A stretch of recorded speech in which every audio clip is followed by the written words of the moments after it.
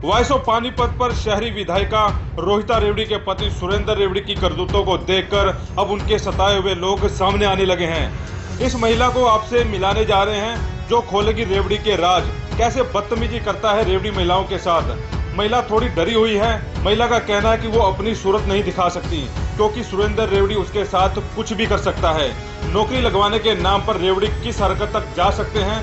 रेवड़ी के दलाल हर जगह मौजूद हैं। सुनिए क्या कह रही है महिला।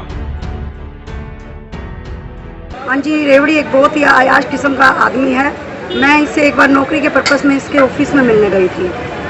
मैं काफ़ी घर से परेशान हूँ, अपनी बेटी को पालने के लिए नौकरी की उम्मीद से इसके पास गई थी, लेकिन इसने वहाँ भी मेरे साथ बदतमीजी से पेश आया, मेरे को मारने की कोशिश की। नहीं, मेरे साथ कोई पैसों का लेन देन नहीं था, पर मैंने मार्केट से इन्हीं की बीजेपी की एक महिला अध्यक्ष जो कि इनकी बीजेपी की मेंबर थी, उसने मुझे बताया था कि रेवड़ी ऐसे किसी को नहीं लगवाता, वो 1-1 लाख रुपया लेके नौकरियों पर लगवाता है। मैं उनके ऑफिस हुड्डा के ऑफिस में मिलने गई थी, जहाँ पे एक पब्लिक हॉल था, एक उसका ऑफिस था और बाहर पीए वगैरह ऑफिस में मौजूद थे, जिसमें एक वो सरदार जी सरबजीत जी और मिस्टर अरोड़ा और भी कई लोग थे। उसका लेफ्ट हैंडेड राजू कुराड़ गांव का एक राजू नाम का लड़का भी था।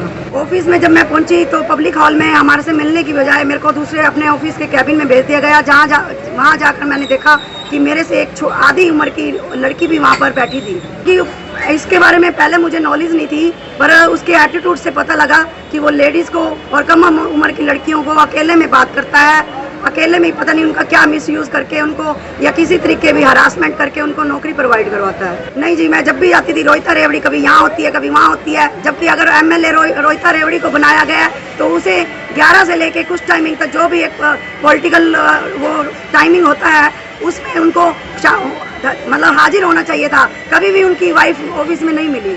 सुरेंद्र रेवड़ी ही लड़कियों औरतों से मिलता था? हाँ जी, वो ही मिलता था और वही पब्लिक डीलिंग करता था। एक्चुअली उस समय तो नॉलेज नहीं थी, पर 1-2 बार मेरे को भी कहीं से नॉलेज में बातें आई, मार्केट से पता लगा और कहीं 1-2 लेडीज से सुना भी कि उसका करैक्टर ऐसा भी है। क्योंकि जब भी कई बार उसके रोहिता रेवड़ी के घर पे मैंने मिलने की कोशिश की तो पता लगा कि ये विदेश गया हुआ है, तो मैंने कहा चलो ये विदेश गया हुआ तो इसके लिए फ़ायदा उठाया जाए, मैं अपनी इसकी वाइफ से अकेले में मिलूँ, उसको सारी इसकी इंक्वायरी दूँ। पर उसकी वाइफ भी वहाँ घर पर भी 2-3 बार मुझे नहीं मिली। हाँ जी, मेरे को मेरी जान से खतरा है क्योंकि मुझे कुछ नहीं पता। इन्होंने पहले भी मेरी मिसअंडरस्टैंडिंग के चक्कर में वीडियो बनाकर मुझे काफ़ी धमकियाँ दी थी और मुझे मारने की कोशिश की। मेरे को मेरी जान का खतरा है। हाँ जी, क्योंकि इसने काफ़ी कहा सुनी हुई हाथ उठाने की कोशिश की मेरे ऊपर, जिसमें सरदार इसका पीए सरबजीत भी शामिल था। ऐसे लोगों के साथ यही होना चाहिए कि पॉलिटिकल लेवल राजनीति में आने के लिए कोई एमएलए हो, कोई एमसी हो या कोई किसी भी ओहदे में हो, चाहे मुख्यमंत्री क्यों ना हो, उनको पहले करैक्टर उनका साबित करना चाहिए या उनकी जांच करनी चाहिए, तभी उनको राजनीति में कदम रखना चाहिए। पुलिस तो हर जगह मैं देख ही रही हूँ, चाहे एमएलए हो, चाहे मुख्यमंत्री हो, कोई भी हो, चाहे सरपंच हो, सबके साथ ही है। पुलिस सिर्फ उन्हीं का ही काम करती है, कोई लेडीज़ का कोई वो नहीं कर रही। समाज में लेडीज़ के लिए इतनी सुविधाएं होने के बावजूद भी औरतें इतना अत्याचार सहन कर रही हैं। तो कभी इस वीडियो को देख के आपको पुलिस अधीक्षक या आईजी बुलवाए तो आप उनके पास सारी इंक्वायरी देने को तैयार हैं? हाँ जी, मैं तैयार हूँ, पर मेरा कोई कहीं भी नाम नुम नहीं आना चाहिए। मैं आने के लिए आगे तैयार हूँ।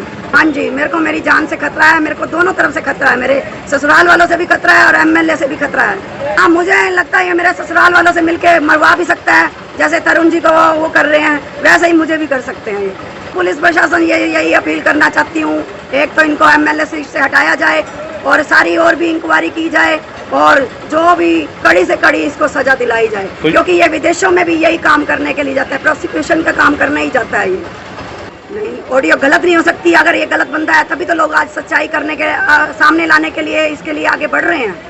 आप कैसे आए आज वॉइस ऑफ पानीपत के सामने? आज कैसे आपको कैसे पता लगा कि वॉइस ऑफ पानीपत ये खुलासे कर रहे हैं? अब मैंने यही सोचा कि जब मीडिया इतनी आगे आ गया है तो क्यों ना मैं भी इतनी परेशान होके इतनी अपना अत्याचार सहन कर रही हूँ हर तरफ से, प्रशासन से, घर से, हर जगह से। कभी भी कोई भी किसी वक्त भी किसी औरत पे सही बात पे हाथ उठा देते हैं। इसके बारे में मैंने अभी तक रोहिता रेवड़ी से मिली नहीं हूँ।